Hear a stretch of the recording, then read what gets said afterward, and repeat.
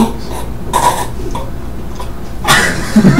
guys are fucking idiots. I'm completely... All right, everybody. Welcome to the third podcast for 16bitaudit.com. Lots of stuff going on this week. We had the release of Ghost Recon Future Soldier, Dragon's Dogma, and as anybody, well, everybody should be excited for, the new Men in Black game, Alien Crisis. So, that being said... yeah, that came out too. Hey, if you pay $50 for it, you get a $10 movie ticket, so I was totally stoked and picked it up. No, I'm joking. So anyway, that's because you're not a Men in Blacker. Yeah, no, I'm not. Anyways, we had an interesting start to the week with Ghost Recon, who we were all very excited for, and then it turned out we couldn't play with each other. So I would ask you, Ubisoft, what's up with that? Hey, you guys running into any more problems? Yeah, well, I mean, like you said, the very beginning of it, we kept trying to join in each other's matches, and it was just awful. I mean, we could get maybe 2 people in our match, and then we couldn't get any more in. In the lobby, was getting each other together in the lobby, and then it kept saying that some of us didn't have the DLC that somebody else had. I mean, there's like nothing. We all had everything installed, downloaded that came with the games. Maybe one dude didn't have it, and it was just the gorilla map that you get from pre-ordering from GameStop. That was it. Yeah, and other than that, we all pre-ordered, same place, picked it up, downloaded, did everything. Actually, the servers were flat out shut down yesterday for a good amount of time. Like, you couldn't even do anything. So hopefully this is something that's going to be picked up and fixed pretty quick, because if not, it's going to have a significant impact on my review.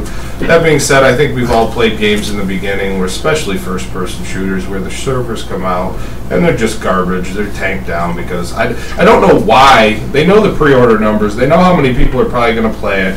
Why don't they launch these things with the capability to handle? You mean like BioWare did with Star Wars: The Old Republic? Yeah. And that's a lot from you, considering you're such a big fan of the game. Yeah, I mean, able to say that.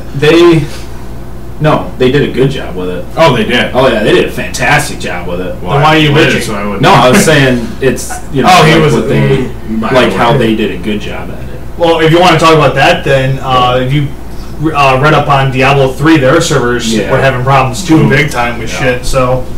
And like that's the whole thing, that's one of the reasons why they actually started pushing the pre-orders.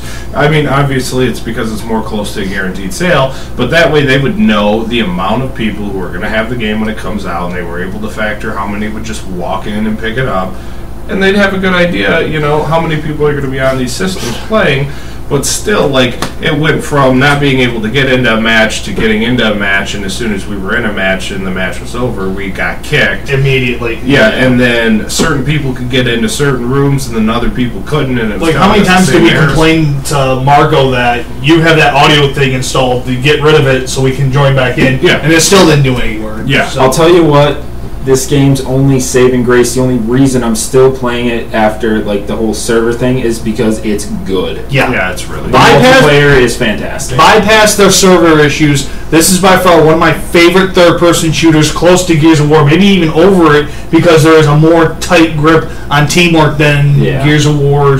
Just go in, shotgun everything. Yeah, you want to, but your team's above you, letting you run out and increase your death count while they're picking off using the sensors and using the thermal camera, which I actually figured out how to use. Yeah, and they have some nice like future tech that they're using, and they're like, you were talking about the thermal cameras. They got the sensors. It works like the sensor, but you set it off someplace else, like at that back door for that last objective. The thing I was most impressed with after playing it is actually not the multiplayer, because that's the type of multiplayer I've come to expect from the Ghost Recon series. It's always very like team oriented, but the campaign is very much like. It's more Call of Duty than you would think, especially coming from a Ghost Recon series, and they make that pretty clear. Even though you have to work with your teammates, you have to work together. There are some big time moments, like right in the campaign, instead of this whole kind of you just go and plod through objectives and mow down enemies. No, it's not like that anymore, folks. There's definitely, they up the presentation on the game. So I thought that was really impressive. Anybody else have anything to say about Ghost Recon? It makes you work from the start.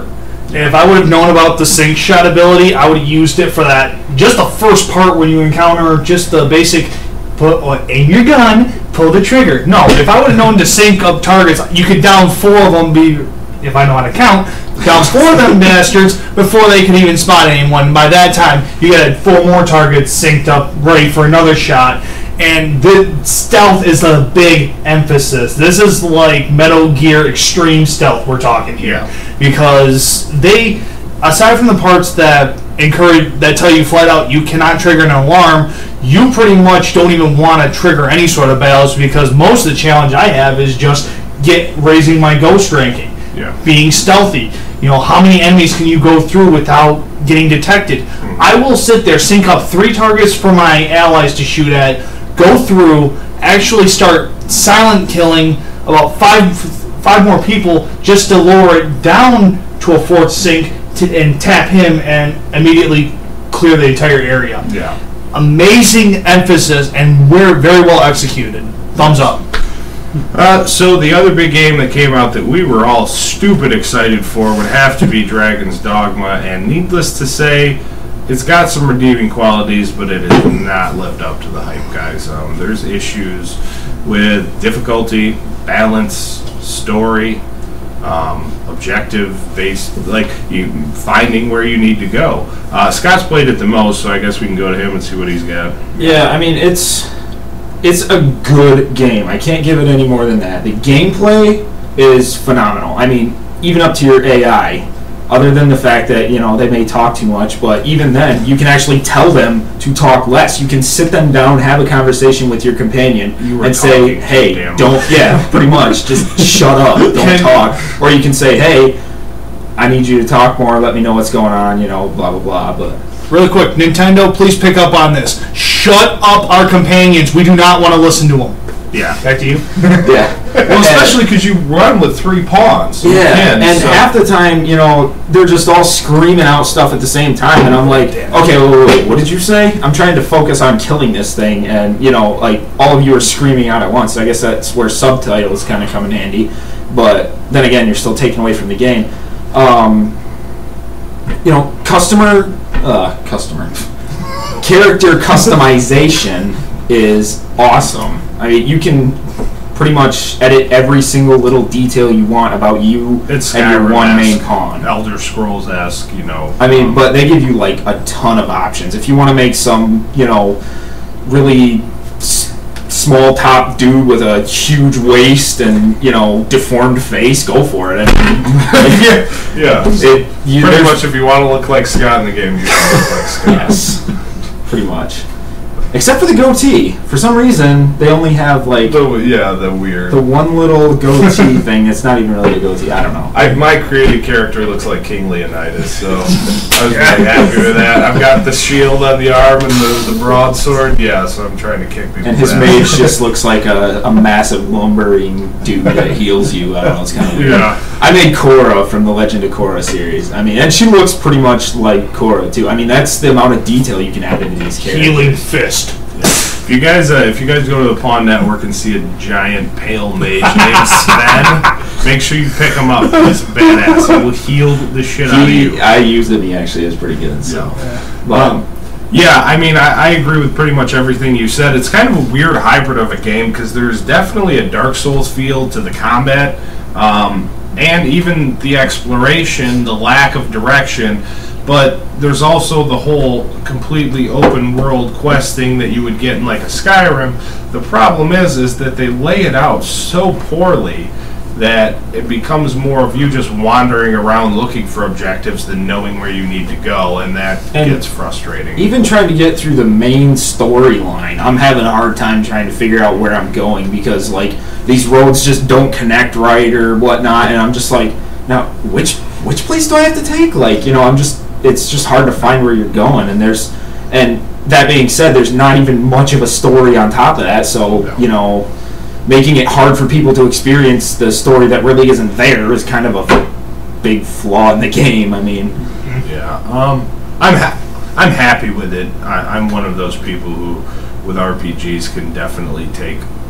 I liked Risen, for God's sake. So, any RPG that releases that has competent gameplay, I can deal with. So, I'm enjoying it, but it's not the the possible game of the year contender, at least in fantasy RPGs that we were thinking it's going to be.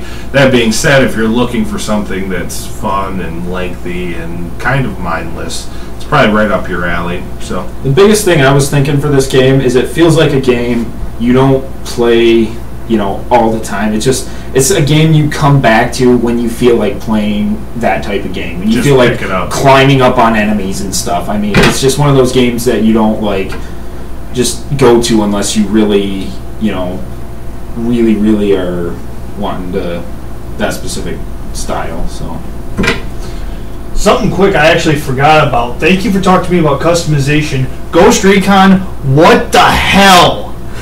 I have never experienced gun mods in anything. Yeah. I mean, trading your stock, that's one thing. Putting a suppressor on your gun, that's awesome. Getting different scopes, wow, okay. Now I can zoom with my assault rifle, or I can one-shot with my pistol. Changing gas systems, changing my trigger, changing pretty much my entire gun, wow. Yeah, it is. It blew my mind. Ridiculous. And if you have a 360, you can do it with Kinect. Yay! What? Another reason to make that $150 investment work for you. So yeah, and by the way, one other thing: 1 minute for modding in multiplayer matches is not enough time. Please raise that to 2 or 3. Well, I hear what you're saying on that one.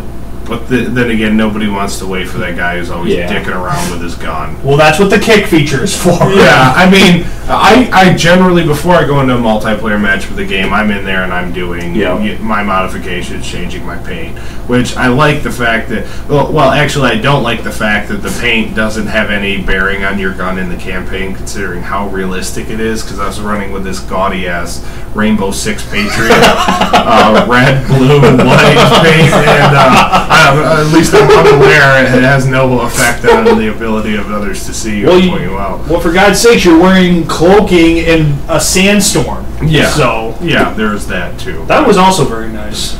Anybody else got anything for this week?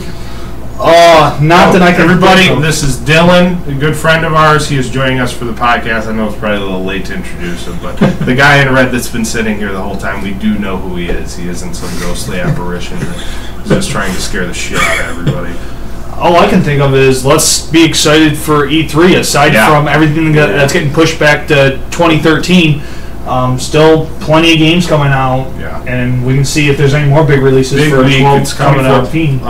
I'm actually planning on taking the 5th and the 6th off to update the site as much as possible, so we should have a pretty good news feed going on for that. Real quick, I know one game at least that's coming out this week, Resistance Retribution for the Vita. Anybody know of any others coming out? Just Lollipop Chainsaw comes out first week of June 6th.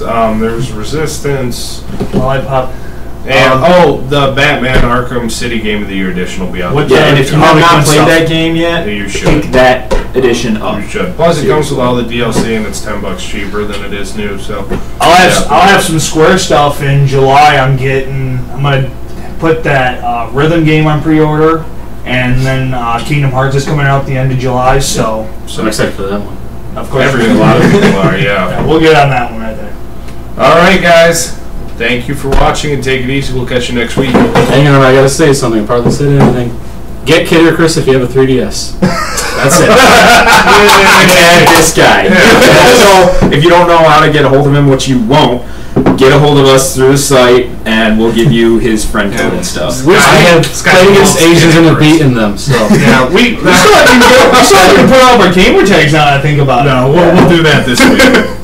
I'll add that. Let me mod the YouTube thing. I'll put up the little comments or the bubbles or how shit you want to do that. Okay, yeah. And for no apparent reason, this is my sword I just got. It's more of a dagger, but. All right, take it easy, guys.